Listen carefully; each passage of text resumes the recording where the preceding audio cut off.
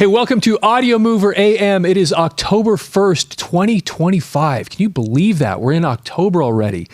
Well, what I have for you today, Motley Crue's been in the news a bunch lately, of course, with their Las Vegas residency and all the news about Vince Neil's health issues and, the stroke and all the other strokes they found. Anyway, so Loudwire put out this thing that John 5 names his 3 guitarists that changed music. And I don't know why. I find some of these lists really interesting. So there's that. And then there's a list of the 75 top metal guitarists. And I'm going to share a few of these with you. So anyway, hang tight for that. But first, let's jump into today's birthdays. October 1st, Brian Greenway of April Wine, born in 1951, so he's 74 years old. Michael Cub Coda of Brownsville Station. Of course, he passed away in 2000, born in 1948 on this day. But where a lot of us were introduced to this guy and Brownsville Station was actually through Motley Crue, because they did the song Smoking in the Boys' Room, which they made super famous back in the 80s and kind of resurrected that song. Anyway, he's the one, Brownsville Station, they're the ones that originally did that song. And then, of course, Albert Collins was also born on this day, and he's just kind of a legendary guitar player. Most guitar players, at least, know his name. Anyway, he was kind of a big deal. So, all right, what else happened on this day? These 2 amazing things happened.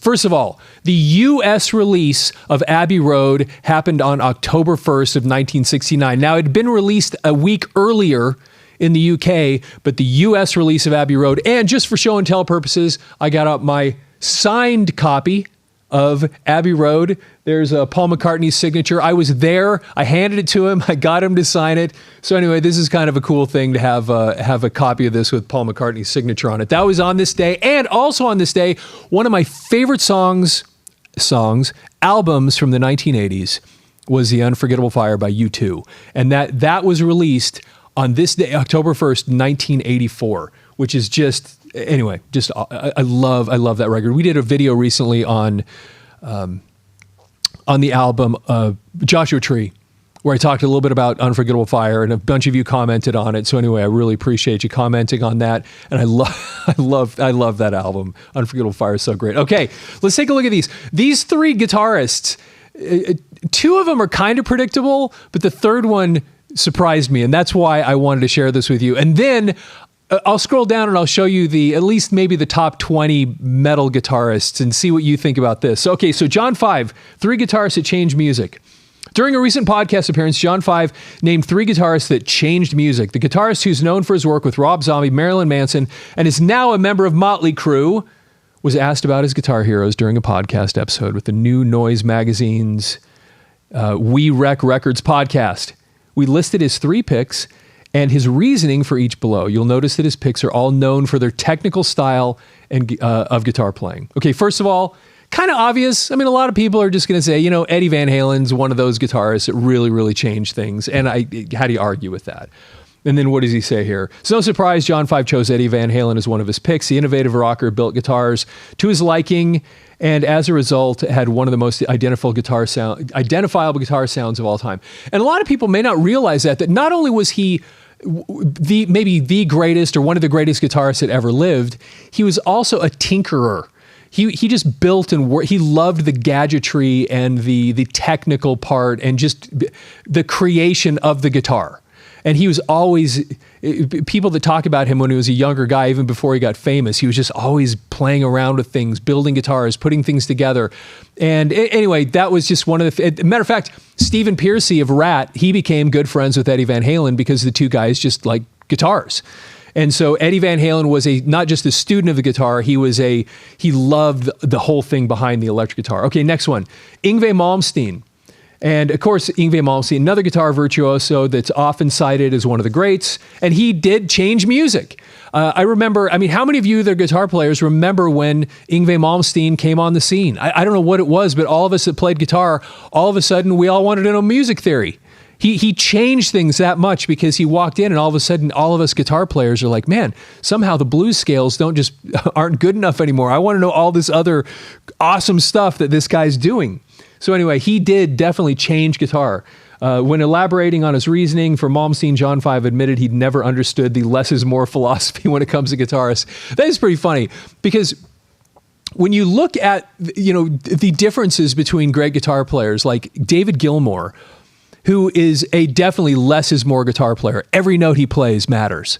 But then you go to the Malmsteen extreme, and he seems to have the attitude of how many notes can I cram into this measure? And then you push it past into the Vinnie Vincent world where it just sounds like mayhem. He's just cramming so many notes.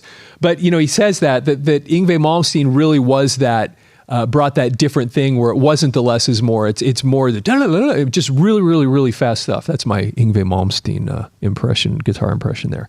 And then the last one here, this is the one that kind of caught me, which was Guthrie Govan. Now, Guthrie Govan is an amazing guitar player. John Five named Guthrie Govan as his modern pick. Govan is best known for his work with Asia, the Aristocrats, Porcupine Trees, Steven Wilson, and composer Hans Zimmer. He's also a guitar teacher. I just love him so much. I just love how he creates solos and how he plays live. And I actually didn't even know who Guthrie Govan was. And it was probably about, 12, 15, somewhere like that, 12 years ago or so. Somebody invited me to go see the Aristocrats in concert. And man, I just remember I went up next to the stage. It's a very small place. Couldn't have been 150 people there. And I worked my way up to the front of the stage, and I just sat and watched this guy, and it just blew my mind how great Guthrie Govan is. If you've never heard of him or never watched him play, you must go experience, see what he's like. He's really, really incredible. Okay, so we're not going to go look at all 75 of these on this list, but let's get up to the top 20 some odd. Okay, Joe Satriani, number 22. Amazing guitar player. I don't think I ever saw him in concert, but he undoubtedly is one of the greats. Then number 21, Steve Vai. I saw Steve Vai with Alcatraz a million years ago. He is, I kind of put him and Satriani they seem like they showed up around the same time and they had similar styles. And anyway, they were both great. Then you had Tom Morello. They list as number 20. Jeff Hanneman. I didn't know a lot about him from Slayer as number 19. Angus Young as number 18. It's always fascinating, cramming these different guitar players together that have such different styles. He is one of those that like every note counted. He just had this perfect blues, old time rock and roll sensibility to him. And I mean, when you put him in a list like this of heavy metal guitarists, I know they were called heavy metal at the time, but just such style. The guy was so good. So anyway, then Kirk Hammett, number 17. He's a really good guitar player. Randy Rhoads, of course. I mean, how do you not put him? He was number 16. John Petrucci. The first time I ever saw Dream Theater in concert, I didn't know any of their music. A friend of mine invited me to go see them, and like I said, I maybe knew one song, and it was incredible because I was thoroughly entertained for the entire concert. I knew very little about them. This was back in must have been in the early, mid-90s somewhere. I can't remember exactly. But they were just so good. They were just so good that I didn't even need to know the music, and I just sat there just mesmerized. It was so excellent. Anyway, Petrucci's amazing. I love Zakk Wylde, not just his playing, but he's a great character. David Gilmour, David Gilmour, we had a video, if you haven't seen it, on Pink Floyd, Wish You Were Here. Put it out a week or so back. I had actually done pretty well as far as views are concerned. Well, for our channel. And we talked a little bit about David Gilmour and how just every note that he plays matters. I love David Gilmour. He's so good. Pete Townsend, number 12. Slash, number 11. It's so interesting. How do you categorize this? Anyway, Brian May, they put as number 10. Dave Mustaine is number 9. Anyway, interesting. Jeff Beck, number 8. Eric Clapton, 7. Let's see here. And you can start predicting some of these. Richie Blackmore, they put as 6. Dimebag Darrell is 5. I mean, for as far as metal guitarists, if that's what we're talking about here, you got to have Dimebag up there. You got to have Zakk up there. You got to have Randy Rhoads. I mean, they were Jimmy Page. Look at that cool white Les Paul. It's just awesome. Jimmy Page, they put as number 4. Tony Iommi is number 3. He for what he lacked in technical prowess, the dude could make those riffs, metal riffs, man. He was the master at that stuff. Just incredible. They put him as number 3. Eddie Van Halen, they put as number 2. And you'll never guess who they put as number 1. Seems like just about every list you ever put together of this stuff, number 1 is always going to be Jimi Hendrix, of course. All right, so back to... let's talk about yesterday's comment of the day. I love this. This is from at Dante's 10th Circle. We put out a video a couple days ago talking about Sebastian Bach and how he was talking about how rock and roll keeps you young.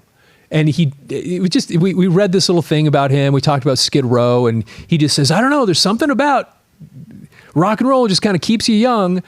So we talked about that for a little while, and then I loved this comment kind of resonated with me because it kind of played on some of the things that we said, and this just made a lot of sense.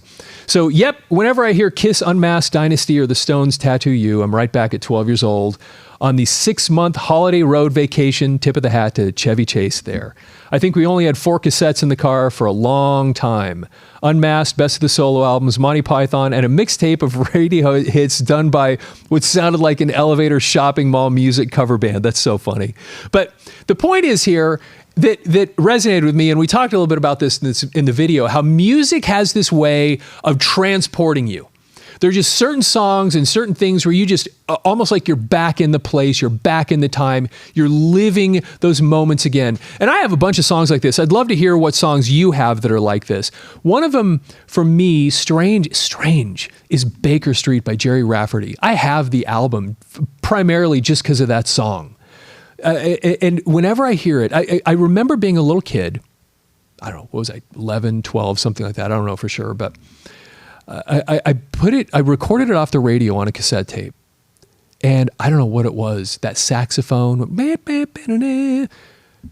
I just listened to it over and over and over. And every time I hear that song now, I'm just back in my bedroom listening to that song.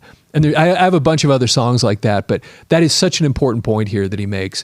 There's some, Sebastian Bach's talking about rock and roll keeping you young, but there is something about listening to that it takes you back into that mindset because so much of being young is how you think, and so it actually takes your mind back to those moments as in your youth. And then he says, as for Angus, well, let's just say it really helps that his last name is Young, although Gary Oldman is aging pretty well.